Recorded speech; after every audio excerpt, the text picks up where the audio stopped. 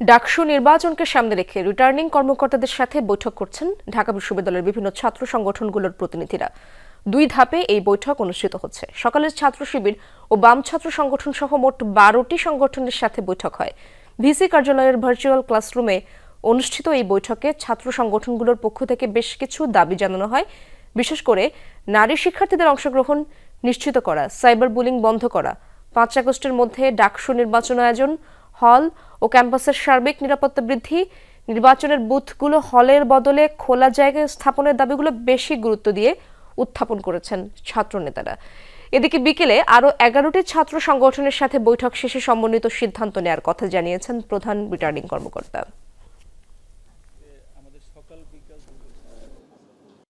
দাবি জানিয়েছি যাতে মেয়েদের যে এই যে শঙ্কা, এই পরিস্থিতিটা যেন ওনারা হ্যান্ডেল করে।